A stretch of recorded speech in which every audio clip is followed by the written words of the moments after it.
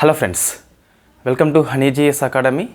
December 27th, 28th, 29th daily current affairs with GS points. So మనము current affairs daily చేయకుండా 3 డేస్కి ఒకసారి చేద్దాం. సో నేను త్వరలో యాప్ లాంచ్ చేస్తున్నాను కాబట్టి జనవరి 10th మేబీ.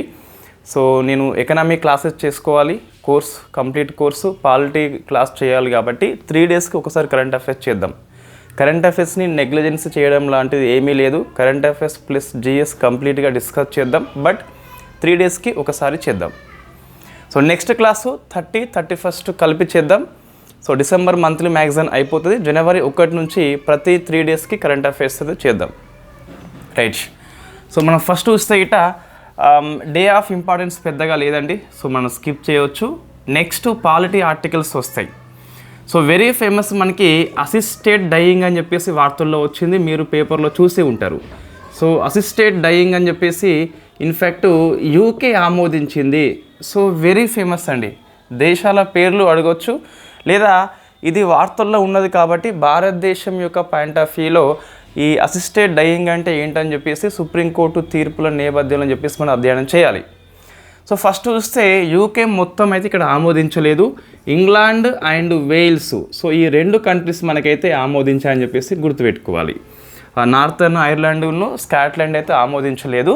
సో యూకే లోపల ఇంగ్లాండ్ అండ్ వేల్స్ 2 కూడా ఈ అసిస్టెడ్ డయింగ్ అంటే మనకు సో ఇండియా పాయింట్ ఆఫ్ వ్యూలో చూస్తే ప్యాసివ్ యూథనేషియా అని చెప్పేసి పిలుస్తాం, లేదా నిష్క్రియాత్మక అనాయాస అని చెప్పేసి పిలుస్తాం. జనరల్లీ మనకి సో యూథనేషియా అని చెప్పేసి ఇంగ్లీష్లో వస్తుంది. సో ఇది అనాయాస అని చెప్పేసి పిలుస్తాం తెలుగులో అయితే. అనాయాస అని చెప్పేసి ఇది 2 రకాలు ఉంటుంది. ఒకటేమో యాక్టివ్ అని చెప్పేసి పిలుస్తాం, సెకండ్ వచ్చేసి ప్యాసివ్ అని చెప్పేసి పిలుస్తాం. సో మనకి ఒక మెడికల్ కండిషన్ అండి ఇది. యాక్టివ్ అంటే ఏదైనా ఒక మందును ఉపయోగించి చంపేస్తాం మనం. ప్యాసివ్ అంటే అతనికి ఏదైతే వైద్యం అవసరమో ఆ వైద్యాన్ని ఆపేస్తే చనిపోతాడు. ఫర్ ఎగ్జాంపుల్ మనకి ఈ ఆగడు సినిమా అని చెప్పేసి ఉంటుంది మహేష్ బాబుది, లేదా అతడు కావచ్చు మొత్తం మీద. సో మొత్తం మీద ఈ బాబు సినిమా అన్నీ సేమ్ ఉంటాయి కాబట్టి మనం ఈ సినిమా ఆ సినిమా అని చెప్పేసి చెప్పలేం. మొత్తం మీద ఒక సినిమాలో ప్రకాష్ రాజు విలన్ యొక్క ఆక్సిజన్ మాస్క్ తీసి పడేస్తే చనిపోతాడు. అది ప్యాసివ్ కిందకి వస్తుంది. అంటే ఏదైతే వైద్యం అందుతుందో ఆ వైద్యాన్ని మనం నిరాకరించితే గిట్ట సో ప్యాసివ్ కిందికి వస్తుంది. అట్లా కాకుండా ఒక మెడిసిన్ ఇచ్చేసి చంపేస్తే యాక్టివ్ కిందికి వస్తుంది. చాలా కంట్రీస్ మనకి ప్యాసివ్ను ఆమోదిస్తాయి. ఇప్పుడు యూకేలో ఉన్న 2 కంట్రీస్ ఏవైతే ఉన్నాయో ఇంగ్లాండ్ అండ్ వేల్స్ అని చెప్పేసి ఈ అసిస్టెడ్ డయింగ్ లేదా ప్యాసివ్ యూథనేషియా అని చెప్పేసి ఆమోదించాయి. అందుకు మనకి వార్తల్లో వచ్చింది. సో మరి ఇండియా పాయింట్ ఆఫ్ వ్యూలో ఏంటి? ఇది కరెంట్ అఫైర్స్ అండి. ఇప్పుడు ఏంటి మనకి జిఎస్ పాయింట్ ఆఫ్ వ్యూలో, లేకుంటే ఈ పాలిటీ సబ్జెక్ట్ పాయింట్ ఆఫ్ వ్యూలో డిస్కస్ చేయాలి. సో మీకు పాలిటీ ఎకనామీ అనేది 70% కరెంట్ ఇష్యూ నుంచే వస్తాయండి. గ్రూప్ 2 కావచ్చు, లేదా గ్రూప్ 1 కావచ్చు. కంపల్సరీ మీరు ప్రీవియస్ పేపర్స్ చెక్ చేసుకోవచ్చు. కరెంట్ అఫైర్స్ అంటే ఇది కరెంట్ అఫైర్స్ కాదు, ఇది కరెంట్ ఇష్యూ ఇది. సో ఇది మనకి వార్తల్లో ఉంది. దీని లింకప్లో మన రాజ్యాంగంలో ఏమి ఉన్నది అది జిఎస్ కిందికి వస్తుంది. సో నేరుగా ఇది రాకపోయినా ఇది వచ్చే అవకాశాలు చాలా ఎక్కువ ఉంటాయండి. రైట్. సో మన జిఎస్ చూస్తే ఇట జనరల్గా ఆర్టికల్ 21 ఏంటి అంటే మనకి సో చట్టము చేత నిర్ధారించబడ్డ పద్ధతి తప్పించి ఇతర పద్ధతిలో ఒక జీవికి జీవించే హక్కుకి మనం హాని తలపెట్టవద్దని చెప్పేసి చెప్తుంది. సో అది ఆర్టికల్ 21 రైట్ టు లీవ్ అని చెప్పేసి పిలుస్తాం. సో రైట్ టు లీవ్ జీవించే హక్కు కలిగి ఉంది. చట్టం ద్వారా మనం చంపేయవచ్చు, చట్టం చేసి చంపవచ్చు, బట్ చట్టం లేకుండా అయితే ఆ జీవించే హక్కుకి హాని చేయవద్దు అని చెప్పేసి 21 చెప్తుంది అన్నట్టు. సో మనకి ఆత్మహత్య నేరం అని చెప్పేసి అంతకుముందు ఉండే, బట్ కొత్త మన క్రిమినల్ లాలో లేదు. రైట్. వెరీ ఫేమస్ కేసు గుర్తుపెట్టుకోవాలి. So common cause versus union of India 2018 case అండి.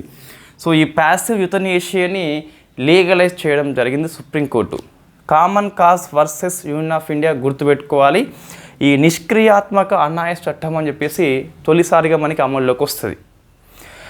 23rd ఇయర్ సుప్రీంకోర్టు ఈ లివింగ్ విల్ కోసం అని చెప్పేసి కొన్ని గైడ్లైన్స్ ఇష్యూ చేసింది. సో లివింగ్ విల్ అంటే ఏం లేదు, మనకు అడ్వాన్స్డ్ మెడికల్ డైరెక్షన్ అండి. తన యొక్క వైద్యము అనేది తను ఈ బెడ్ మీద పడుకున్నప్పుడు తను చెప్పలేడు మనకు. సో ఈ ఏదైతే బ్రతకడమే చాలా ఎక్కువ ఇబ్బంది కలిగిస్తే ఇట అతన్ని ఈ ప్యాసివ్ మనము అప్లై చేయవచ్చు. అదే మనకు లివింగ్ విల్ అని చెప్పేసి పిలుస్తాం. ముందుగా ఏమో రాసి పెడతాడు.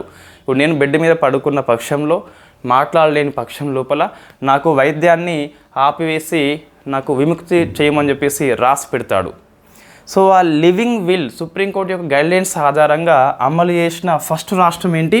23rd ఇయర్లో మనకి సో గోవా అని చెప్పేసి ఉన్నదండి. సో గోవా గుర్తుపెట్టుకోవాలి. So very famous question. Living విల్ని సుప్రీంకోర్టు యొక్క గైడ్లైన్స్ తర్వాత అమలు చేసిన ఫస్ట్ రాష్ట్రం ఏంటి అంటే గోవా. ఈ ప్యాసివ్కి చట్టబద్ధం చేయబడ్డ సుప్రీంకోర్టు తీర్పు ఏంటని చెప్పేసి చూస్తే common cause versus union of India అని చెప్పేసి ఉంది. సో జీవించే హక్కు ఏ ఆర్టికల్ అని చెప్పేసి చూస్తే ఆర్టికల్ నెంబర్ 21 అండి. నెక్స్ట్ ఈ గౌరవంగా చనిపోయే హక్కు కూడా జీవించే హక్కులో అంతర్భాగం అని చెప్పేసి ఆర్టికల్ 21లో సుప్రీంకోర్టు తీర్పు చెప్తుంది. ఈ common cause versus union of India 2018 case అని చెప్పేసి ఇది మనకి ఫస్ట్ ఇది వార్తల్లో ఉన్నదండి. సో ఇండియాలో నేటికి ప్యాసివ్ యుథనేషియా మాత్రమే లీగలైజ్, యాక్టివ్ అయితే లేదు. అది మనం గుర్తుపెట్టుకోవాలి కంపల్సరీ. సో కరెంట్ అఫైర్స్ నుంచి అన్ని పేపర్లో ప్రశ్నలు అయితే వస్తాయి.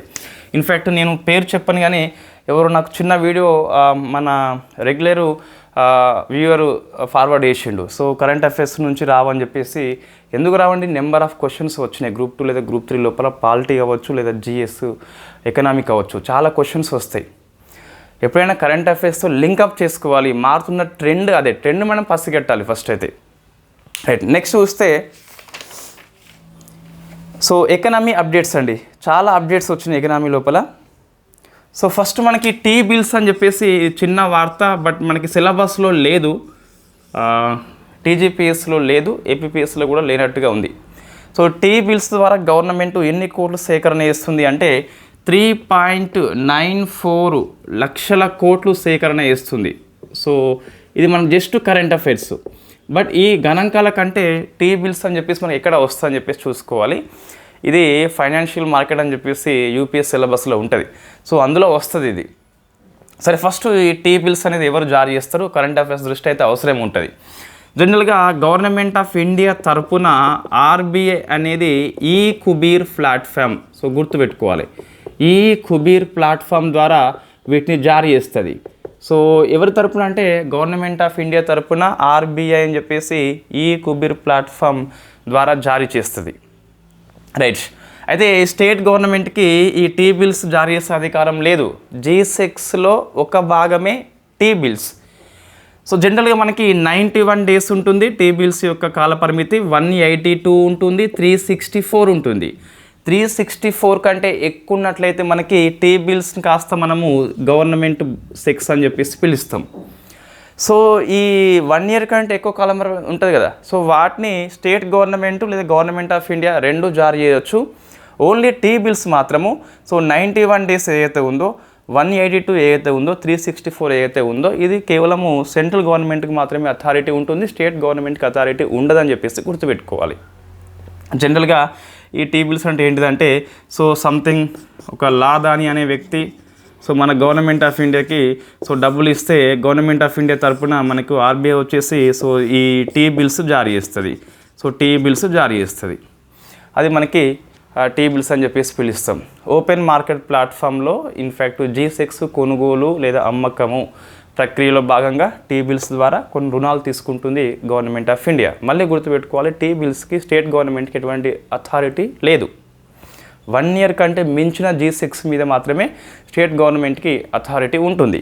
సో ఫస్ట్ ఎకనామీ అప్డేట్స్ ఇది. నెక్స్ట్ అంటే ఇందులో ఏం గుర్తుపెట్టుకోవాలి మనకి అంటే కరెంట్ అఫైర్స్ దృష్ట్యా సో టీ బిల్స్ ఎవరు జారీ చేస్తారంటే గవర్నమెంట్ ఆఫ్ ఇండియా తరపున ఆర్బీఐ ఈ కుబీర్ ప్లాట్ఫామ్ ద్వారా జారీ చేస్తుంది. ఎన్ని రోజులు ఉంటుందంటే validity 91 days, 182 days, 364 days. State గవర్నమెంట్కి అథారిటీ లేదు అని చెప్పేసి చూసుకోవాలి. నెక్స్ట్ అండి, సో మనకి రూపీ వచ్చేసి ఆల్ టైంలో మనం కనీసము 32 సార్లు క్లాస్ చేసి ఉన్నాం ఈ రూపీ వాల్యూ మీద. ఏమైంది ఇప్పుడు ఆల్ టైమ్ లోకి వచ్చింది. ఎంత ఆల్మోస్ట్ 85 పాయింట్ సంథింగ్ ఉన్నది. సో మనకి హిందూ పేపర్లో 85 మార్క్ అని చెప్పేసి చాలా మంచిగా హెడ్డింగ్ ఇవ్వడం జరిగింది. So 85 mark very first time కాబట్టి కొద్ది వరకు ఇది ఈ డేట్ లాంటిది కాకుండా ఈ 85 మార్క్ అని చెప్పేసి గుర్తుపెట్టుకోవాలి. సో ఇది current affairs. Next GS point of వ్యూలో ఎందుకు ఆల్ టైమ్ లోకి వచ్చింది, ఆల్ టైమ్ లో వస్తే ఇంపాక్ట్ ఏంటి, సో పాజిటివ్ ఇంపాక్ట్ ఏంటి, నెగిటివ్ ఇంపాక్ట్ ఏంటి. ఈ రూపాయి విలువ ఆల్ టైమ్ లోకి వచ్చింది కాబట్టి సో మెజర్స్ ఏంటని చెప్పేసి చూసుకోవాలి. గవర్నమెంట్ ఆఫ్ ఇండియా మెజర్స్ ఏంటి, ఆర్బీఐ మెజర్స్ ఏంటి, ఇట్లా అధ్యయనం చేస్తే మనకి సంపూర్ణంగా కాన్సెప్ట్ అర్థమవుతుంది. ఇంకా మీరు ప్రశ్న ఎలాగ వచ్చినా సో ఈజీగా ఆన్సర్ చేయవచ్చు. సో ఫస్ట్ చూస్తే ఎందుకు వార్తల్లో వచ్చింది అంటే రూపాయి విలువ అనేది జీవిత కాలం కనిష్టం నమోదైంది 85 మార్క్ అని చెప్పేసి. అంటే జస్ట్ ఏం లేదు, $1కి 70 రూపాయలు ఉండే అనుకోండి ఒకప్పుడు, $1కి ఇప్పుడు 85 అంటే 70 రూపాయలు పెడితే $1 వచ్చేది. ఇప్పుడు 85 పెడితే తప్పిస్తే డాలర్ వస్తలేదు కాబట్టి సో రూపాయి విలువ మనకి బలహీనంగా మారిందని చెప్పేసి గుర్తుపెట్టుకోవాలి. ఎంత బలహీనం అంటే ఆల్ టైమ్ లో అని చెప్పేసి గుర్తుపెట్టుకోవాలి. రైట్, మరి కారణం ఏంటి, సో వై, సో ఎందుకు ఆల్ టైంలో వచ్చింది అని చెప్పేసి మనం చూసినట్లయితే సో ఫస్ట్ కారణం అండి, ఇది అదే మెయిన్ కారణము. యుఎస్ యొక్క ఫెడరల్ బ్యాంకు, ఎప్పుడు ఇవే కారణాలు ఉంటాయండి. సో యుఎస్ యొక్క ఫెడరల్ బ్యాంకు, మనకి ఆర్బీఐ ఉంటుంది, వాళ్ళకి ఫెడరల్ బ్యాంక్ ఉంటుంది. So both are central bank, both are same. So ఇది ఏం చేసిందంటే ఇంట్రెస్ట్ రేట్ని పెంచింది, సో వడ్డీ రేట్ని అయితే పెంచింది. ఇది ఫస్ట్ కారణం అండి. మరి వడ్డీ రేటు పెంచితే, సో వడ్డీ రేటు పెంచితే ఎందుకు రూపాయి విలువ బలహీనమైందని చెప్పేసి చూస్తే సో వడ్డీ రేటు పెంచితే ఏమవుతుంది, సో మరి ఎలా రూపాయి బలహీనమవుతుంది అంటే జనరల్లీ ఎప్పుడైనా సరే ఆర్థిక వ్యవస్థ లోపల డెవలప్డ్ కంట్రీ ఉంటుంది. సో డెవలప్డ్ కంట్రీ ఉంటుంది, ఇది డెవలప్డ్ కంట్రీ, డెవలపింగ్ కంట్రీ అని చెప్పేసి ఉంటుంది. Developing country interest rate developed countries లోపల తక్కువ ఉంటుంది, డెవలపింగ్ కంట్రీస్ లోపల ఎక్కువ ఉంటుంది. సో ఈ తక్కువ ఉన్నది ఎవరైతే సంథింగ్ ఒక ఎక్స్ అనే విద్యార్థి సో తన యొక్క లోన్ తీసుకుంటాడు తక్కువ ఇంట్రెస్ట్ కాబట్టి, ఆ తక్కువ ఇంట్రెస్ట్ వచ్చింది కాబట్టి లోన్ తీసుకొని ఈ డెవలపింగ్ కంట్రీస్ లోపల ఇన్వెస్ట్మెంట్ చేస్తాడు. మోస్ట్లీ స్టాక్ మార్కెట్లో చేస్తాడు, ఫారెన్ పోర్ట్ఫోలియో ఇన్వెస్టర్స్ అని చెప్పేసి పిలుస్తాం. ఎఫ్డిఐ చేయడు. వై? బికాస్ ఒకసారి తీసుకుంటే తొందర వెనక్కి పోలేడు కాబట్టి సో ఎఫ్పిఐ అని చెప్పేసి దీనిలో ఇన్వెస్ట్మెంట్ చేస్తారు అన్నట్టు, ఎప్పుడంటే అప్పుడు వెనక్కి వెళ్ళవచ్చు కాబట్టి చేస్తారు అన్నట్టు. ఇప్పుడు ఏమైంది అంటే ఈ డెవలప్డ్ కంట్రీ అయిన యూఎస్ఏ యొక్క ఫెడరల్ బ్యాంకు వడ్డీ రేట్లు పెంచింది. వీనికి సో ఈ వెళ్తుంది, ఇంకా వడ్డీ రేటు చాలా ఎక్కువైంది కాబట్టి సో ఇన్ఫ్యాక్ట్ వాడు ఏం చేస్తారంటే ఈ డాలర్స్ వచ్చినాయి కదా, సో తీసుకెళ్తారు డాలర్స్. సో డాలర్స్ ఎక్కువ మంది తీసుకెళ్తున్నారు, ఎక్కువ మంది కావాలని చెప్పేసి అంటే సో డాలర్కి డిమాండ్ వచ్చింది. సో డిమాండ్ వచ్చింది కాబట్టి ఆటోమేటిక్గా బలపడింది కాబట్టి రూపాయికి వ్యతిరేకంగా సో బలపడింది కాబట్టి రూపాయి బలహీనము అవుతుంది. సో అది కారణం మనకి.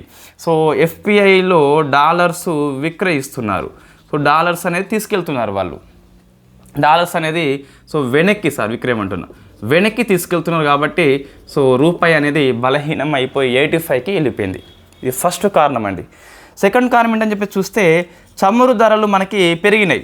సో గ్లోబల్ మార్కెట్ లోపల మనకు చమురు ధరలు వచ్చేసి పెరిగితే ఏమవుతుంది, మనము చమురు అనేది ఎక్కువ ఇన్ఫ్యాక్ట్ ఇంపోర్ట్ చేసుకుంటాం, ఎక్కువ తయారు చేయం, మనం ఇంపోర్ట్ చేసుకుంటాం కాబట్టి సో వాడు డాలర్సే కోరుతాడు.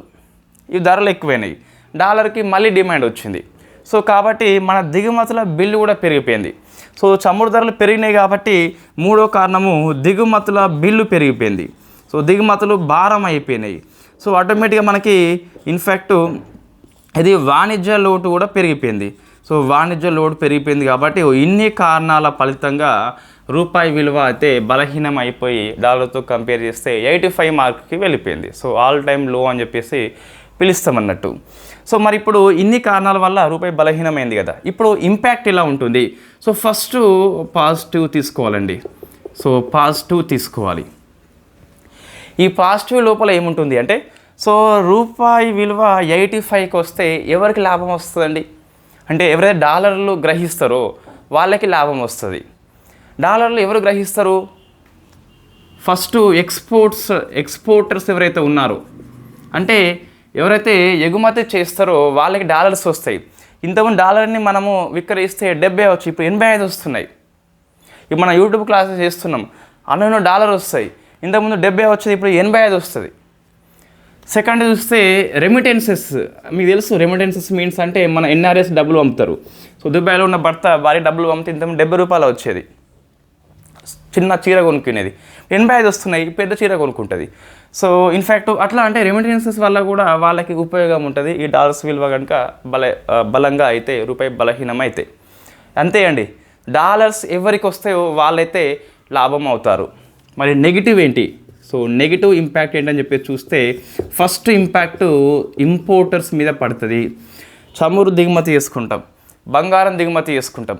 సో మనం ఇంతకుముందు ₹70, 85 వానికి డాలర్స్ ఇవ్వాలి, మనము ఇంపోర్ట్ చేసుకుంటున్నాం కాబట్టి. సో ఇంతకుముందు ₹70 పెడితే డాలర్ వచ్చేది, ఇప్పుడు 85 పెట్టాలి అంటే మనం ₹15 ఎక్కువ నష్టపోతున్నాం మనం, కాబట్టి ఇంపోర్టర్స్ నష్టపోతారు. దాంతోపాటు సెకండ్ది, సో ఫారెన్ ఎడ్యుకేషన్ ఎవరైతే చేస్తారో, అంటే ఫర్ ఎగ్జాంపుల్ అమెరికాలో చదువుకోవాలంటే అమెరికా డాలర్ తీసుకుంటుంది. ఇంతకుముందు 70 పెడితే డాలర్ వచ్చేది, ఇప్పుడు 85 పెడుతున్నాము, వాళ్ళు నష్టపోతారు, విదేశీ విద్య అభ్యసించే వాళ్ళు. మూడో చూస్తే ఫారెన్ టూర్స్. మన మహేష్ బాబు లాంటి వాళ్ళకైతే ఇంకా చాలా ఇబ్బంది అవుతుంది. సినిమాలు అయిపోతే బాబు అమెరికాలో ఉంటాడు, సో స్విట్జర్లాండ్లో ఉంటాడు కాబట్టి, సో అటువంటి చూస్తే మనకి ఇన్ఫ్యాక్ట్ ఇది వాళ్ళకు కూడా చాలా ఇబ్బంది అవుతుంది. ఇంకా క్రమంగా మన దిగుమతులు భారం అయిపోతాయండి. దానికి ఫలితంగా వాణిజ్య లోటు అయితే మనకి పెరిగిపోతుంది, క్యాడ్ పెరిగిపోతుంది, ద్రవ్యోల్బణం ఆటోమేటిక్ కూడా పెరిగిపోతుంది. సో ఇన్ఫ్యాక్ట్ సముద్రాలు పెరిగితే ద్రవ్యోల్బణం పెరిగిపోతుంది కదా. ఎందుకు? మనకి ట్రాన్స్పోర్ట్ అనేది ఎక్కువ కాస్ట్ అవుతుంది. ట్రాన్స్పోర్ట్ ఎక్కువ కాస్ట్ ఉంది కాబట్టి కూరగాయల రేటు పెరిగిపోతుంది. సో ఇట్లా మనము పాజిటివ్ నెగిటివ్ అని చెప్పేసి అధ్యయనం చేస్తే ఈజీగా మనము ఈ అనాలిసిస్ క్వశ్చన్స్ వచ్చినప్పుడు ఆన్సర్ చేయవచ్చు. మెజర్స్ ఏం తీసుకోవాలి? ఫస్ట్ ఆర్బీఐ ఏం ఇస్తుందంటే, మరీ రూపాయి విలువ బలహీనం అవుతే ఆర్థిక వ్యవస్థ చిన్నభిన్నం అవుతుంది కాబట్టి, సో ఆర్బీఐ తన దగ్గర డాలర్ల పెట్టే ఉంటుంది, డాలర్లు బయటకు తీస్తుంది. సో డాలర్లని విక్రయిస్తే ఏమవుతుందంటే మార్కెట్లోకి డాలర్లు ముబ్బడిగా వచ్చి పడతాయి. ఎక్కువ దొరుకుతుంది కాబట్టి, కొరత లేదు కాబట్టి డాలర్ కొంచెం బలహీనం అయిపోయి రూపాయి కొంచెం బలం అవుతుంది డాలర్తో కంపేర్ చేసినట్లయితే. సో ఫస్ట్ ఏంటంటే మనకి డాలర్స్ విక్రయం అండి, ఇది ఫస్ట్ చేసే పని. సెకండ్ది సో డాలర్స్ స్వాప్ అని చెప్పేసి ఉంటుంది అగ్రిమెంట్ ఇది. సో డాలర్స్ స్వాప్ అంటే మార్పిడి అండి. ఫర్ ఎగ్జాంపుల్ మనము దుబాయ్ నుంచి చమురు కొనుక్కున్నాము, డాలర్స్ ఇవ్వకుండా మనము రూపాయల్లో ఇస్తాము. తర్వాత మన డాలర్స్ మనకు ఎక్కువ వచ్చినప్పుడు వాటిని డాలర్స్కు మార్చి ఇస్తాము. సో డాలర్స్ మార్పిడి అని చెప్పేసి పిలుస్తాం. ఫర్ ఎగ్జాంపుల్ దుబాయ్ కంపెనీ మనకు ఈ కంపెనీ మనకు ఈ చమురు అమ్మితే మనము డాలర్స్ ఇవ్వాలి కదా, డాలర్స్ ఇవ్వకుండా రూపాయలే ఇస్తాం. తర్వాత డాలర్స్ మనకి ఎక్కువ వచ్చినప్పుడు సో రూపాయిని డాలర్స్ మార్చుకొని ఇస్తాం అన్నట్టు. అంటే మనకు కొరత ఉంది కాబట్టి డాలర్స్ ఇవ్వకుండా రూపాయి ఇస్తున్నాం, తర్వాత డాలర్స్కి మార్చుకొని ఇస్తాం. దాన్ని మనం డాలర్స్ స్వాప్ అని చెప్పేసి పిలుస్తాం. ప్రభుత్వం కూడా ఏం చేస్తుంది అంటే ఎఫ్డిఐలని ఆకర్షణ చేస్తుంది. సో ఇది గవర్నమెంట్ ఆఫ్ ఇండియా చేయాల్సిన చర్యలు అండి. సో ఎఫ్డిఐకి గేట్ ఓపెన్ చేస్తుంది, గేట్ కుల్లా చేస్తుంది, ఎఫ్డిఐని అట్రాక్ట్ చేసే తన యొక్క పాలసీ మారుస్తుంది. ఇక్కడ ఆర్బీఐ మార్చొద్దని ఎఫ్డిఐని మారుస్తుంది. దాంతోపాటు ఈ ఆర్బీఐలో మనకు ఇన్ఫ్యాక్ట్ ఈ ఫారిన్ కరెన్సీ డిపాజిట్స్ ఏవైతే ఉన్నాయో వాటి మీద ఇంట్రెస్ట్ రేట్ పెంచుతుంది. ఇంట్రెస్ట్ రేట్ మీద పెంచితే మనకి ఏమవుతుందంటే వాళ్ళు ఎక్కువ మన దగ్గర పెట్టుబడి పెడతారు, డిపాజిట్ చేసుకుంటారు, అట్లా మన డాలర్స్ కొన్ని అయితే వస్తాయి అన్నట్టు. అవి గవర్నమెంట్ ఆఫ్ ఇండియా యొక్క చర్యలు. మళ్ళీ ఇంకా చెప్పాలంటే కొన్ని దీర్ఘకాలికంగా చూసినట్లయితే సో ఈ దిగుమతుల భారం తగ్గించుకోవాలి అంటే మేక్ ఇన్ ఇండియాకి ఎక్కువ ఇంపార్టెన్స్ ఇవ్వాలి, లేదా మన ఎక్స్పోర్ట్స్ ఎక్కువ పెంచుకోవాలి, ఎగుమతి వృద్ధి వైపు పోవాలని చెప్పేసి చెప్పవచ్చు. సో ఇదన్నీ మనకి ఆర్బీఐ గురించి, గవర్నమెంట్ ఆఫ్ ఇండియా యొక్క చర్యల గురించి, దేని పాయింట్ ఆఫ్ వ్యూలో రూపాయి బలహీనమైతే ఎటువంటి తీసుకోవాలని చెప్పేసి అట్లా. ఇదంతా జిఎస్ఏ అండి, ఇది మొత్తం జిఎస్ఏ. ఓన్లీ 85 మార్క్ మాత్రం కరెంట్ అఫైర్స్. సో మీకు ప్రశ్న నేరుగా వస్తుంది, మీకు వాళ్ళ సిలబస్లో ఉంది కాబట్టి. సో ఇంకోటి ఇది మీరు ఆన్సర్ చేయండి. ఇప్పుడు ఈ రూపాయి విలువ బలహీనమైంది కదా, 85 రూపీస్ అయింది కదా, దీన్ని డివాల్యుయేషన్ అంటారా డిప్రిసియేషన్ అంటారా అని చెప్పేసి ఆన్సర్ చేయండి. సో ఇది మీరు చేయండి. సో డివాల్యుయేషన్ వేరు, డిప్రిసియేషన్ వేరు అని చెప్పేసి తెలుసు మీకు ఆల్రెడీ. ఇంకోటి ఇండియా ఇంతవరకు ఎన్నిసార్లు డివాల్యూ చేసింది రూపాయి విలువని, అది కూడా ఆ ఇయర్స్ మెన్షన్ చేయండి. ప్రశ్న వచ్చే అవకాశం చాలా ఎక్కువ ఉంటుంది. సో నెక్స్ట్ అండి, సో ఇది మనం డిస్కస్ చేసినాం బడ్జెట్ క్లాస్ లోపల. మళ్ళీ ఆర్థిక శాఖ రిపోర్ట్ ఇచ్చింది. 6 months అయింది కాబట్టి ఈ ఏప్రిల్ నుంచి సెప్టెంబర్ దాకా రిపోర్ట్ ఇస్తుంది జనరల్గా. అందులో ఫిజికల్ డెఫిసిట్ అనేది సో ఫైనాన్షియల్ ఇయర్ 2026 నాటికి, ఐ మీన్ 25 నుంచి 26 నాటికి అట సో 4.5కి తగ్గిస్తాట ఫిజికల్ డెఫిసిట్ని. ఇది మనం డిస్కస్ చేసినాం ఆల్రెడీ. 24-25లో 4.9గా లక్ష్యం పెట్టుకున్నది, 25-26లో 4.5 అని చెప్పేసి లక్ష్యం పెట్టుకున్నది. బడ్జెట్ ప్రసంగం లోపల నిర్మలమ్మ చెప్పింది మనకి ఆల్రెడీ, మనం డిస్కస్ చేసి ఉన్నాం. మరొకసారి వార్తల్లో వచ్చింది, ఫైనాన్స్ మినిస్ట్రీ మరొకసారి రిపోర్ట్ ఇచ్చింది. సో అందులో 4.5 అని చెప్పేస్తుంది. ఇది కరెంట్ అఫైర్స్. జిఎస్ ఏంటి అంటే వాట్ ఈస్ ద ఫిజికల్ డెఫిసిటీ. మనం ఆల్రెడీ క్లాస్ చేసినామండి. ఈ రెవెన్యూ డెఫిసిటీ ఏంటి, ఎఫెక్టివ్ ఈఆర్డి అంటే ఏంటి, సో ఫిజికల్ డెఫిసిటీ ఏంటి, ప్రైమరీ డెఫిసిటీ ఏంటి అని చెప్పేసి మనం క్లాస్ చేసినాం. ఎల్లప్పుడు ఏది ఎక్కువ ఉంటుంది, ఏది తక్కువ ఉంటుంది మనం క్లాస్ చేసినాం. సో ఫిజికల్ డెఫిసిటీ మీన్స్ మనకి సో బడ్జెట్ డెఫిసిటీ ఉంటుంది. సో బడ్జెట్ డెఫిసిటీ ఏదైతే ఉంటుందో అంటే ఈ రెవెన్యూ ప్లస్ వ్యయం మధ్య తేడా కదా, సో దాంట్లోకి మనకి బారోయింగ్ కలిపితే వచ్చేదే దాన్ని ఫిజికల్ డెఫిసిట్ అని చెప్పేసి పిలుస్తాం. ఈ ఫార్ములా మనకి ఎన్సీఆర్టీ పుస్తకంలో డిఫరెంట్గా ఉంటుందండి. మా నోట్స్లో ఇది ఉన్నది ఫార్ములా, ఏది బడ్జెట్ డెఫిసిటీ ప్లస్ బారోయింగ్ అని చెప్పేసి ఉంటుంది. సో బడ్జెట్ లోటు అంటే ఏంది మనకి అంటే so expenditure total, so total expenditure అంటే మొత్తం వ్యయం కదా. సో టోటల్ ఎక్స్పెండిచర్ మైనస్ ఏంటి total revenue. So total revenue, ఈ రెవెన్యూ లోపల అంటే రెవెన్యూ రాబడిగా మనకు ఇది వ్యయము మైనస్ ఏది ఈ రాబడి కదా. ఈ రాబడి లోపల కొన్ని మనము అప్పుల ద్వారా తెచ్చుకుని ఉంటే ఉండవచ్చు, సో దాన్ని మనం తీసేయాలి. మైనస్ బారోయింగ్, టోటల్ ఎక్స్పెండిచర్ నుంచి రెవెన్యూలో బారోయింగ్ తీసివేయగా వచ్చే వ్యత్యాసాన్ని మనకి ఫిజికల్ డెఫిసిట్ అని చెప్పేసి పిలుస్తాం. ఇవి రెండు గుర్తుపెట్టుకోవాలి. రెండు ఫార్ములా కరెక్టే అండి. ఎందుకోసం అంటే ఇప్పుడు చూద్దాం. ఇది total expenditure minus total revenue, ఇది ఏమవుతుంది అంటే బడ్జెట్ డెఫిసిట్ అని చెప్పేసి అవుతుంది. మైనస్ ఇంటూ మైనస్ ప్లస్ అవుతుంది కాబట్టి ప్లస్ వచ్చింది. సో ఇది బారోయింగ్ అని చెప్పేసి పిలుస్తాం. ఇది కరెక్టే, ఇది కరెక్టే. ఇది డైరెక్ట్ మనకి చూస్తే గిట్ట బడ్జెట్ లోటుకి బారోయింగ్ కలపగా వచ్చింది ఫిజికల్ డెఫిసిటీ.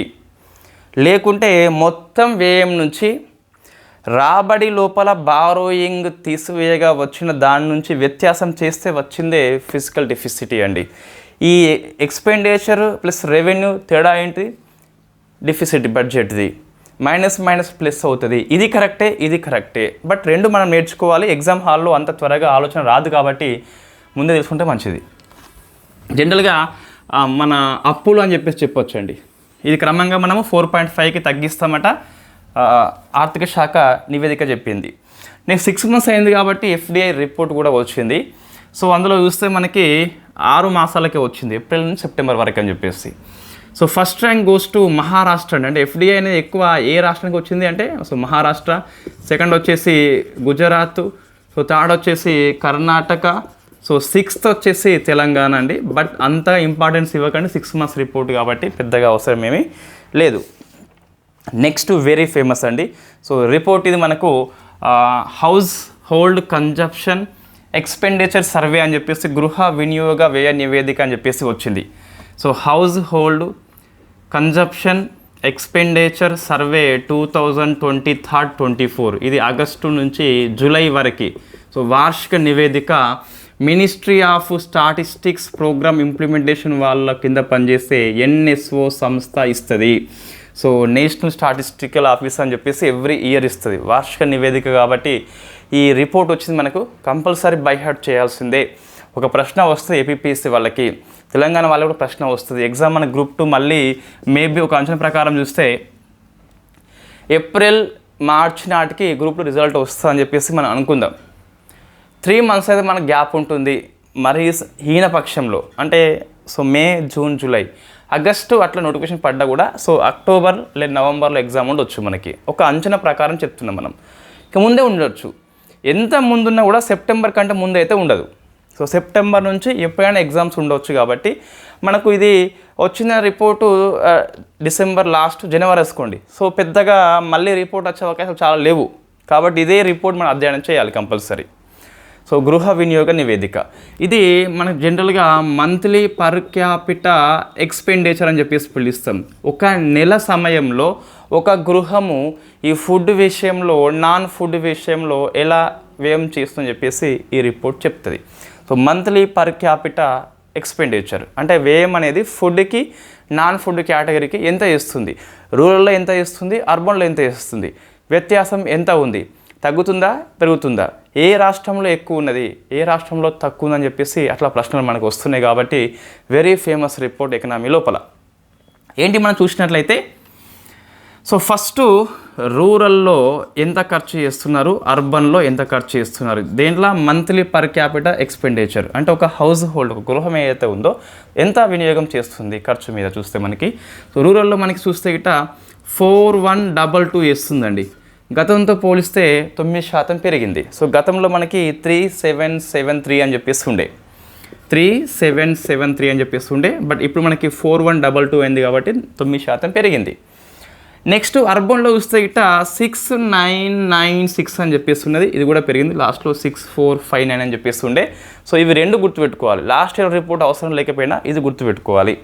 సో రూరల్తో కంపేర్ చేస్తే అర్బన్లో ఎప్పుడైనా వినియోగ వ్యయం అయితే ఎక్కువ ఉంటుంది. అయితే వ్యత్యాసం మనకి తగ్గుతుందండి.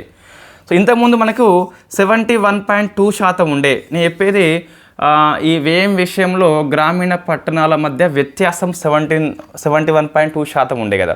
ఇది ఇప్పుడు 69.7కి వచ్చింది, ఆల్మోస్ట్ 70కి వచ్చిందని చెప్పేసి మన పేపర్లో వచ్చింది. బట్ తప్పది, ఇది కరెక్ట్. సో 69.7 ఇది కూడా కరెక్టే అండి. 70 తీసుకోవచ్చు, ఎటువంటి ఇబ్బంది లేదు. మనకు 0.3 తక్కువ ఉంది కదా.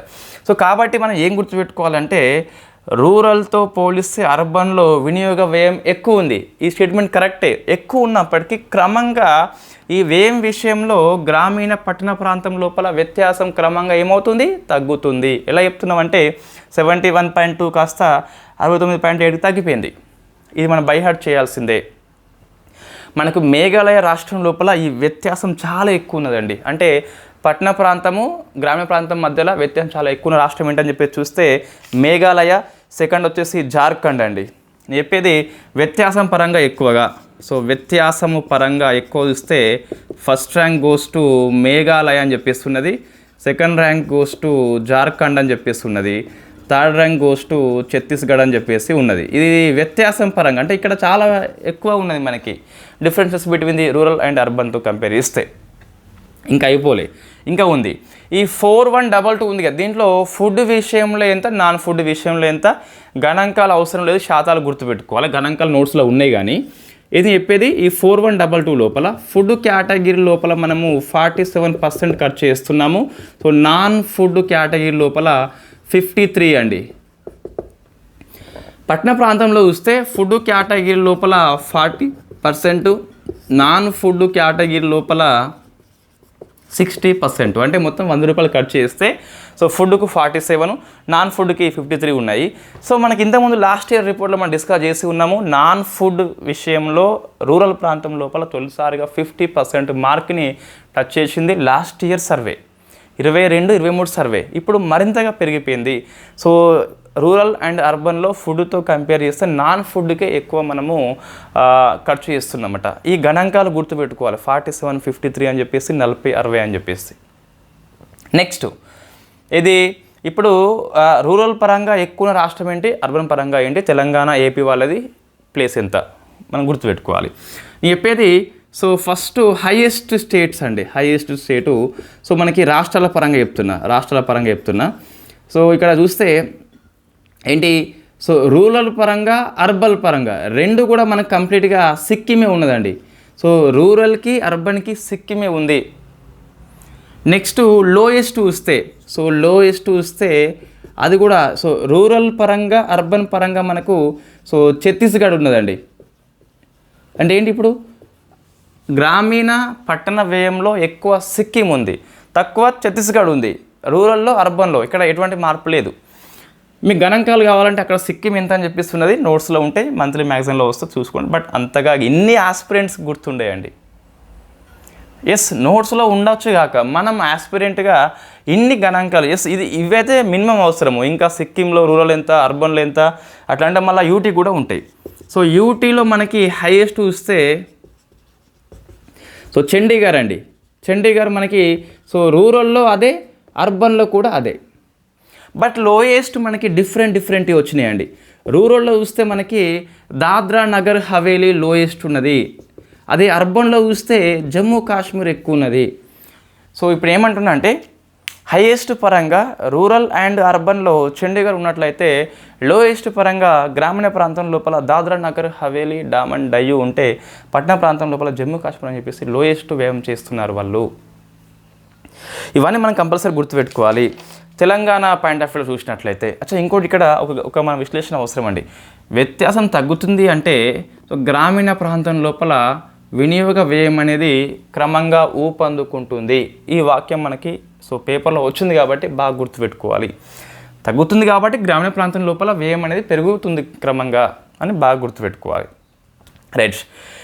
ఇప్పుడు ఏంటంటే మనకి ఇదంతా ఇండియా పాయింట్ ఆఫ్ వ్యూలో అండి. ఇప్పుడు తెలంగాణ పాయింట్ ఆఫ్ వ్యూలో ఏంటి, ఇక్కడ ఏం లేదు. మనకు రూరల్ ప్రాంతం లోపల ఎంత ఖర్చు పెడుతున్నారు నెలకి, పట్టణ ప్రాంతం లోపల ఎంత ఖర్చు పెడుతున్నారు, అందులో ఫుడ్ కేటగిరీ ఎంత, నాన్ ఫుడ్ కేటగిరీ ఎంత, సో వ్యత్యాసం ఎంత ఉంది, ఆ వ్యత్యాసంలో ఎక్కువ రాష్ట్రాలు ఏంటి. నెక్స్ట్ సో హైయెస్ట్ ఏ రాష్ట్రము, లోయెస్ట్ ఏ రాష్ట్రము, అర్బన్ పరంగా అండ్ రూరల్ పరంగా.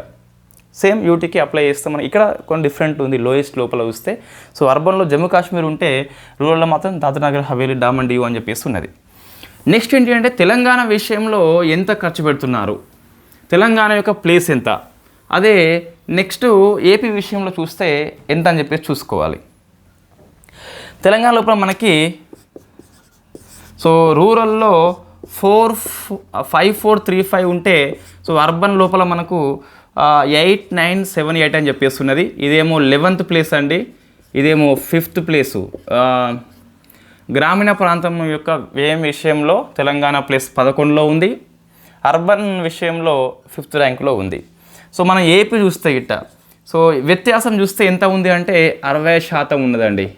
సో మన జాతీయ సగటుతో కంపేర్ చేస్తే మన వ్యత్యాసం తక్కువే ఉన్నది. మనకి అక్కడ ఎంత ఉన్నది, మనకు 69.7 అని చెప్పేసి ఉండే, ఇది 65 కాబట్టి తక్కువ వ్యత్యాసం ఉంది తెలంగాణ లోపల. ఏపీ చూస్తే సో రూరల్లో మనకి 5327 అండి, మనకంటే తక్కువ ఖర్చు పెడుతున్నారు కాబట్టి 11 కాస్త ఏమవుతుందంటే సో 13 అయిపోతుంది. అర్బన్లో చూస్తే 7182 అండి, మనకంటే తక్కువే కాబట్టి సో 5th కాస్త 18th ప్లేస్ అయిపోతుంది. సో వ్యత్యాసం ఎంత అని చెప్పేసి చూస్తే 34 అండి. అంటే సో గ్రామీణ ప్రాంతం పట్టణ ప్రాంతం మధ్య వ్యత్యాసం లేదు, వాళ్ళు ఇద్దరు కూడా సమానంగా దాదాపు ఖర్చు పెడుతుందని చెప్పేసి చెప్పొచ్చు. సో వ్యత్యాసం పరంగా ఫస్ట్ ప్లేస్ అనేది మేఘాలయ గుర్తుపెట్టుకోవాలి, సెకండ్ వచ్చేసి జార్ఖండ్ అని చెప్పి గుర్తుపెట్టుకోవాలి. రైట్. ఎలా మనకి మేఘాలయ గుర్తుంటుంది అంటే సో వ్యత్యాసము ఒక ఇద్దరిని కంపేర్ చేస్తే ఎట్లా పోలుస్తాం, మనము భూమికి ఆకాశం ఉన్నంత తేడా అని చెప్పేసి పిలుస్తాం కదా. అట్లనే సో మేఘాలు అంటాం, ఆకాశం అంటే వ్యత్యాసం ఎక్కువ ఉన్నది మేఘాలయ అని చెప్పేసి పిలుస్తున్నాం. ఆ వ్యత్యాసాన్ని జారా విడిస్తే కిందికి వస్తుంది, జార్ఖండ్ అని చెప్పేసి పిలుస్తాం. జారా విడిస్తే మనం చచ్చిపోతాం కాబట్టి సో ఛత్తీస్గఢ్ కాస్త అట్లా మనం చదువుకోవచ్చు. ఛత్తీస్గఢ్ పెద్ద విషయం అయితే మనకి తేడా లేదు. అట్లా కోడ్స్ పెట్టుకోవచ్చు అండి. సో ఇది ఎకనామీ అప్డేట్స్ అండి, అంతే. ఇక ఇంకొకటి ఉన్నది, ఇంకోటి ఒక కమిటీ ఉన్నది మనకి. ఈ ఆర్థిక రంగం లోపల ఏఐని నైతికంగా ఉపయోగించాలి. సో ఆర్థిక రంగం లోపల ఏఐని నైతికంగా ఉపయోగించాలి. సో దీనికోసం అని చెప్పేసి ఒక కమిటీ ఏర్పాటు చేస్తున్నారు. ఐఐటి బాంబే ప్రొఫెసర్ పుష్పక్ భట్టాచార్య అని చెప్పేస్తున్నది, గుర్తుపెట్టుకోవాలి. సో పుష్పక్ భట్టాచార్య అని చెప్పేసి ఈ భట్టాచార్య ఆధ్వర్యంలో 8 మెంబర్ కమిటీ అని చెప్పేసి ఉన్నది. ఆర్థిక రంగం లోపల ఏఐని నైతికంగా ఉపయోగించుకోవాలని చెప్పేసి సో సిఫార్సు చేయమని చెప్పేసి ఆర్బీఐ కమిటీ కాబట్టి గుర్తుపెట్టుకోవాల్సిందే. ఈ కమిటీ కాబట్టి మన ఇంకో కమిటీ వార్తల్లో ఉంది, ఒక ఆపరేషన్ పేరు మనకి హౌతీలు అని చెప్పేసి నేను చాలాసార్లు చెప్పి ఉన్నా. హౌతీలు అని చెప్పేసి వీళ్ళు యెమెన్ లోపల రెబెల్స్, వీళ్ళు అధికార ప్రభుత్వానికి సవాళ్ళు చేస్తారు వీళ్ళు చాలాసార్లు. ఈ హౌతీలు వీళ్ళకి ఇరాన్ సపోర్ట్ చేస్తుంది. ఈ హౌతీల యొక్క సైనిక సామర్థ్యాన్ని తగ్గించేలా యుఎస్ఏను యూకే ప్లస్ మిత్ర దేశాలు ఏవైతే ఉన్నాయో ఒక ఆపరేషన్ చేపట్టినాయి. దాని పేరు ఆపరేషన్ పొసిడిన్ ఆర్చర్ అండి. సో ఇది మనకు ఎకనామిక్ కిందకి రాదు, కమిటీల కిందకి వస్తుంది కాబట్టి ఇక్కడ చెప్పేస్తున్నా.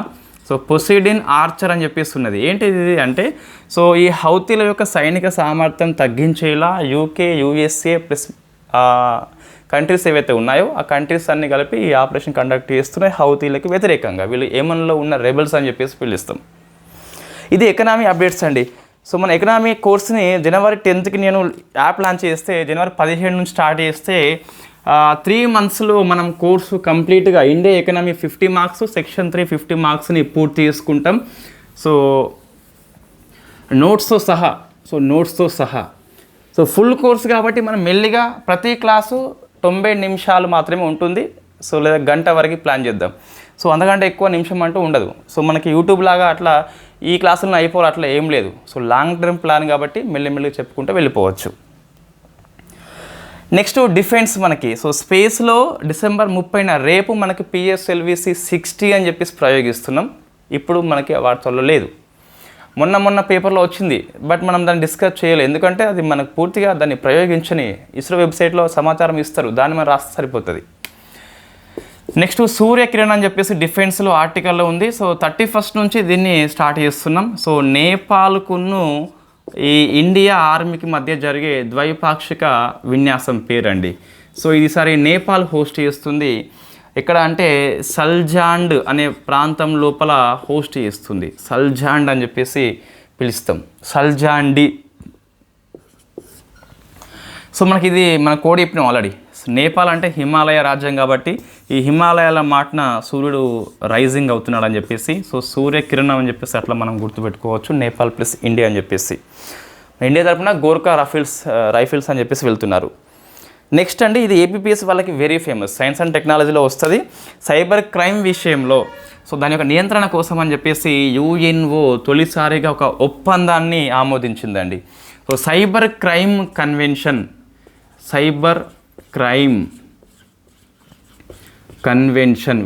వెరీ ఫేమస్, కంపల్సరీ మనం గుర్తుపెట్టుకోవాలి. సో UNO అనేది అంతర్జాతీయంగా ఆమోదించబడ్డ మొట్టమొదటి ఒప్పందం.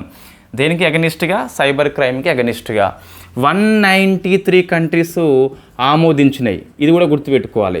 అయితే ఇది ఇప్పుడే మనకు సంతకాల కోసము అంటే ఒప్పందాన్ని ఆమోదించినాయి. సో ప్రతి కంట్రీ సైన్ చేయాలి, రాటిఫై చేయాలి మళ్ళీ. సో సైన్ కోసం ఇప్పుడే ఓపెన్ చేయట్లేదు. ఎప్పుడు అంటే 2025 లోపల ఈ సైబర్ క్రైమ్ మీద ఒక ఒప్పందం కోసం అని చెప్పేసి మీటింగ్ పెడుతున్నాం మనం. ఇక్కడ వియట్నాం లోపల, ఈ వియట్నాంలోని హనోయి అనే ప్రాంతం లోపల సో మీటింగ్ పెడుతున్నాము. ఆ మీటింగ్ పెట్టేసుకుని సంతకాల కోసం ఓపెన్ చేస్తున్నాము. సంతకాలు చేసినాక సో అది సుమారుగా మళ్ళీ రాటిఫై కూడా చేయాలి. సిగ్నేచరీ రాటిఫై ఒక 40 కంట్రీస్ కనుక ఆమోదిస్తే 40 కంట్రీస్ ఆమోదించినాక 90 రోజుల తర్వాత ఈ ఒప్పందం అమల్లోకి వస్తుంది. సైబర్ క్రైమ్ కన్వెన్షన్ అని చెప్పేసి పిలుస్తాం. మొట్టమొదటి ఒప్పందం ఇది ఈ SNT సిలబస్లో ఉంది.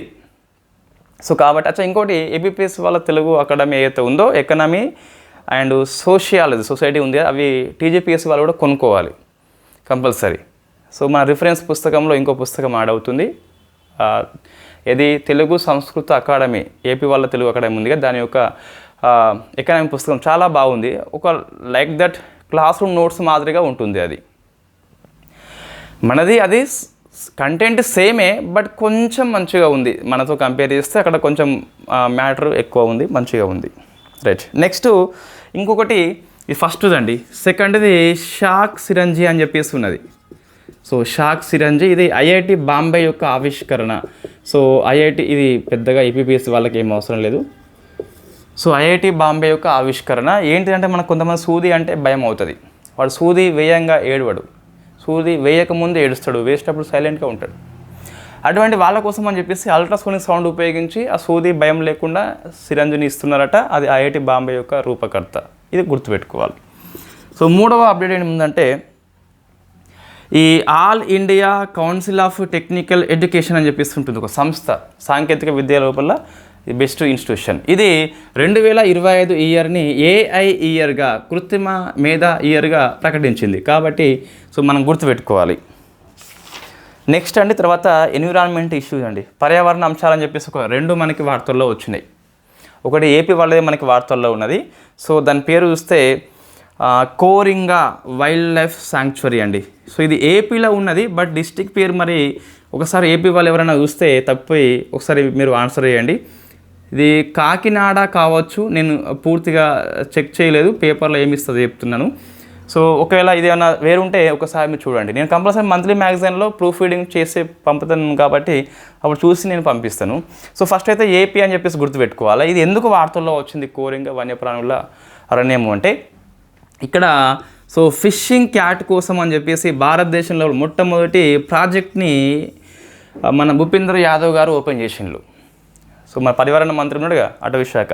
సో ఫిషింగ్ క్యాట్ అంటే మనకి జనరల్గా సో అది నీటిలో ఇది అక్కడ ఉన్న ఆహారం తీసుకుంటుంది, ఎక్కువ రాత్రిపూట ఇది సంచారం చేస్తుందట, అందుకే ఫిషింగ్ క్యాట్ అని చెప్పేసి పిలుస్తాం. పిల్లే నిశాచర జీవే, బట్ వాటర్ లోపల వెళ్ళి ఆహారం తింటుంది కాబట్టి అట్లా పిలుస్తున్నాం. ఇండియాలో ఫస్ట్ది కాబట్టి కోరింగ్ అని చెప్పేసి గుర్తుపెట్టుకోవాలి. ఇంకొక అప్డేట్ ఏంటంటే మనకి ఈ పర్యావరణ లోపల ఆయిల్ స్పిల్ అని చెప్పేసి వార్తల్లో వచ్చింది. ఇది మీకు maybe if I'm not wrong APSC group 2 లోపల వచ్చిన ప్రశ్న మీకు. సో గయానా దేశం లోపల ఆయిల్ స్పిల్ అయినప్పుడు ప్రశ్న వచ్చింది. ఇప్పుడు రష్యా లోపల ఆయిల్ స్పిల్ అయింది కాబట్టి సో రష్యా అనేది క్రిమియా, సో క్రిమియా అంటే రష్యాలో ఒక ప్రాంతం, క్రిమియాని ఆక్రమణ చేస్తుంది. ఇది ఉక్రెయిన్లో ఒక అంతర్భాగం వాస్తవంగా. ఈ ఉక్రెయిన్లో ఉన్న క్రిమియాని రష్యా తీసుకుంటే రష్యాను G8 నుంచి బహిష్కరణ చేస్తారు, G7గా మారిపోతుంది. సో ఈ క్రిమియా లోపల సో స్టేట్ ఆఫ్ ఎమర్జెన్సీ విధించింది, అందుకు మనకి వార్తల్లో వచ్చింది ఆయిల్ స్పిల్ అని చెప్పేసి కారణం.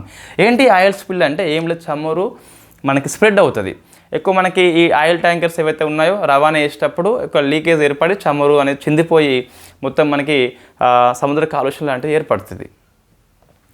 సో మరి నష్టాలు ఏంటని చెప్పి చూస్తే, ఒకటి సముద్ర ఈ ఆహారం ఏదైతే ఉందో ఆహారం కాలుష్యం అవుతుంది. ఈ సముద్ర జీవులు ఉంటాయి మనకి, చేపలు లాంటివి, వాటికి ఈ చమురు అనేది మీద తిట్టలాగా ఏర్పడి ఆక్సిజన్ లెవెల్ తగ్గిపోయి చనిపోతాయి, అవి చచ్చిపోతాయి. కాబట్టి అది నష్టం అని చెప్పేసి చెప్పొచ్చు అన్నట్టు. సో నెక్స్ట్ ఇంకా ఏపీఎస్సి గ్రూప్ 2 వాళ్ళు స్కిప్ చేయవచ్చు, మిగతా ఏపీఎస్సి వాళ్ళు కంటిన్యూ చేయవచ్చు ఇఫ్ ఇంట్రెస్టెడ్.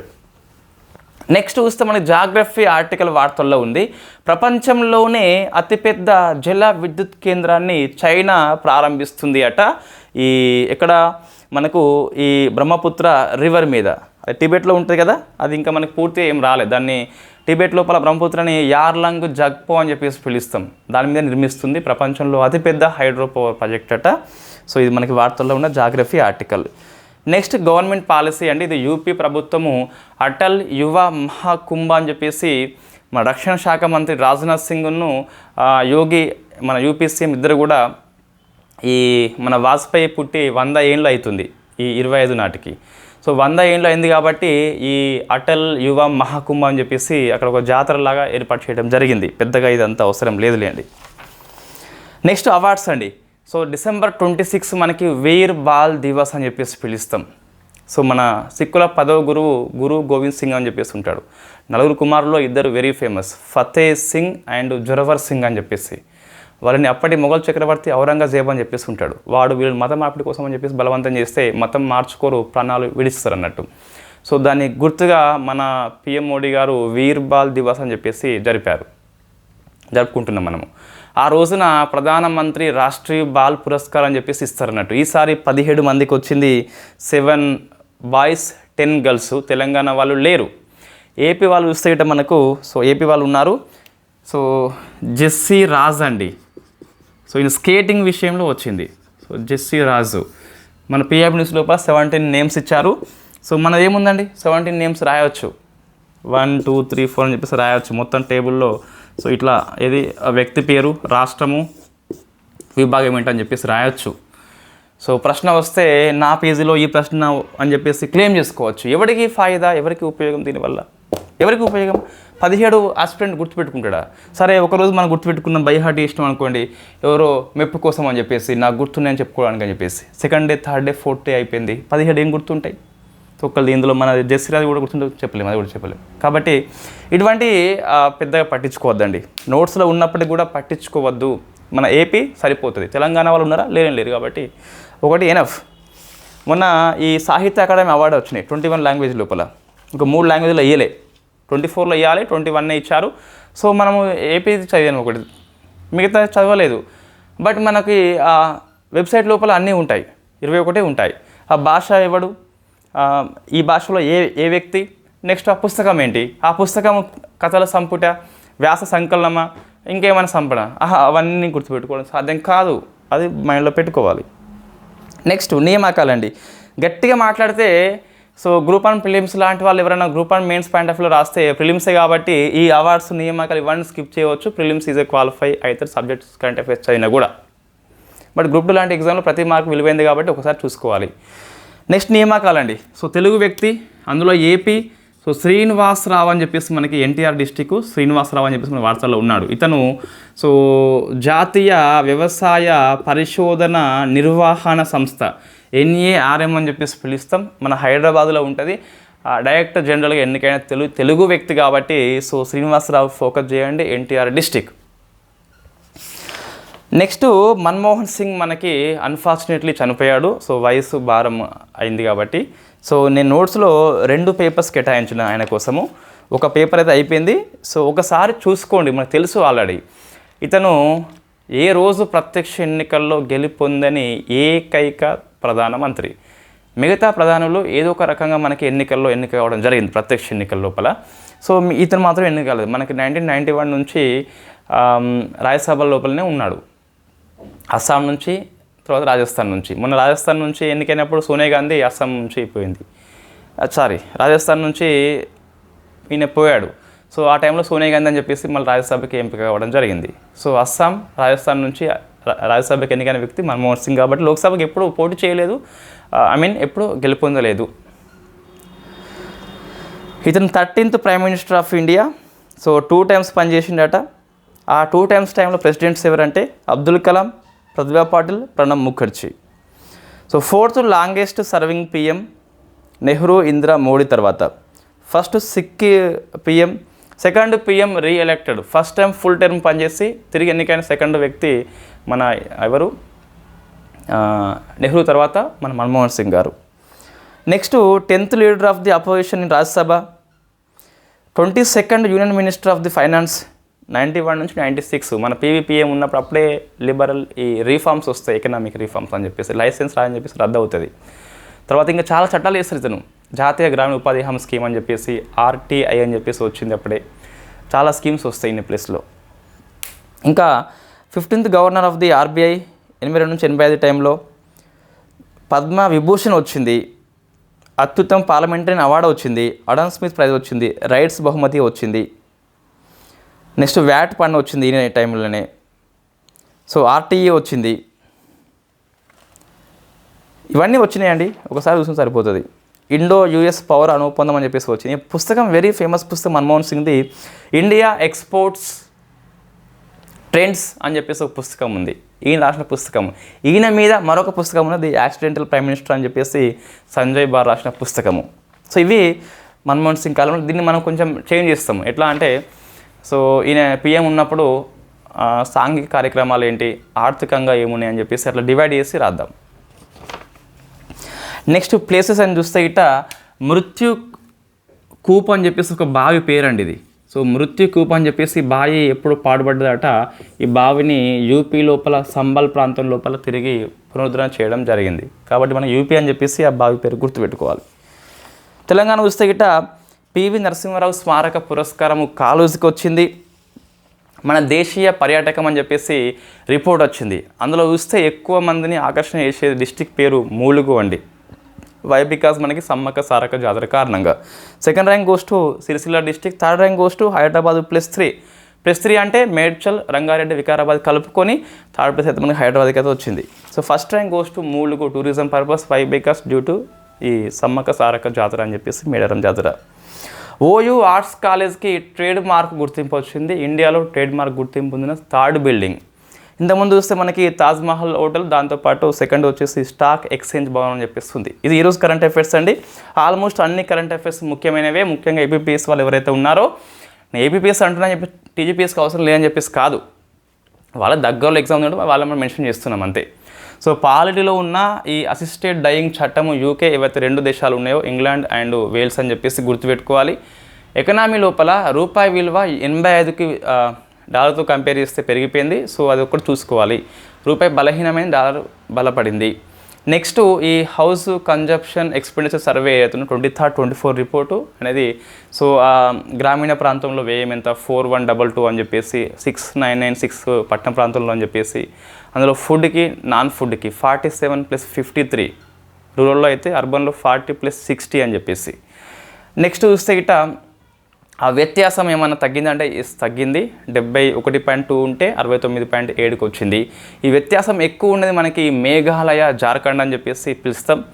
లేదా ఈ రూరల్ ప్రాంతం లోపల, అర్బన్ ప్రాంతం లోపల ఎక్కువ హైయెస్ట్ వ్యయం అంటే మనకి సిక్కిం అని చెప్పేసి వస్తుంది. లోయెస్ట్ అంటే మనకి ఛత్తీస్గఢ్ అని చెప్పేసి వస్తుంది. అదే యూటీ ప్లేస్ లోపల చూస్తే మనకి చండీగఢ్ హైయెస్ట్ ఉన్నది అర్బన్ అండ్ రూరల్లో. లోయెస్ట్ చూస్తే సో ఇక్కడ మార్పు వస్తుంది మన యూటీ లోపల. అర్బన్లో జమ్మూ కాశ్మీర్ తక్కువ ఉంటే గ్రామీణ ప్రాంతం లోపల దాద్రానగర్ హవేల్, డామన్ డియూ అని చెప్పిస్తున్నది. నెక్స్ట్ ఈ ఎఫ్డిఐ రిపోర్ట్ మహారాష్ట్ర ఎక్కువ వచ్చింది 6 months లోపల. Second rank goes to Gujarat, third rank goes to Karnataka, Telangana 6th rank అని చెప్పిస్తుంది. సో నెక్స్ట్ చూసినట్లయితే ఇంకేమున్నాయి ఎకనామీ అప్డేట్స్ మనకు అంటే సో అంతే. ఈ పర్యావరణ విషయంలో మనకి కోరింగా వన్యప్రాణుల అరణ్యం గుర్తుపెట్టుకోవాలి. ఏపీ లోపల ఉంటుంది. ఈ ఫిషింగ్ క్యాట్ యొక్క ఫస్ట్ ప్రాజెక్ట్ అండి. ఫస్ట్ మనం బాగా ఫోకస్ చేయాలి. ఈ ఆయిల్ స్పిల్ కారణంగా క్రిమియా దేశం ప్రాంతం లోపల రష్యా ఎమర్జెన్సీ విధిస్తుంది. సూర్యకిరణ్ అని చెప్పేసి ఎక్సర్సైజ్ వచ్చేసి నేపాల్, ఇండియా కండక్ట్ చేసుకుంటే ఎవ్రీ ఇయర్ ఇది ఒక annual exercise between the Nepal army, India army. ఈసారి నేపాల్ హోస్ట్ చేస్తుంది సల్జాండి అనే ప్రాంతం లోపల. నెక్స్ట్ ఈ సైన్స్ అండ్ టెక్నాలజీ లోపల చూసినట్లయితే ఈ సూది మనకి భయం లేకుండా ఇన్ఫ్యాక్ట్ ఐఐటి బాంబే ఒకటి రూపొందిస్తుంది. సైబర్ క్రైమ్కి వ్యతిరేకంగా యుఎన్ఓ ఒప్పందాన్ని 193 కంట్రీస్ ఆమోదించినాయి. 25 yearలో వియట్నాం హోస్ట్ చేస్తుంది. హనై లోపల జరుగుతుంది కదా, అక్కడ సంతకాల కోసం ఓపెన్ చేస్తున్నాము. 40 కంట్రీస్ సైన్ చేస్తే 90 రోజుల్లోగా అమల్లోకి వస్తుంది. సో ఇవి మనకి ఇంపార్టెంట్ కరెంట్ అఫైర్స్ అండి. ఇంకోటి యూపీ మహాకుంభ అని చెప్పేసి మన వాజ్పేయి 100 years సందర్భంగా యూపీ లాంచ్ చేస్తుంది.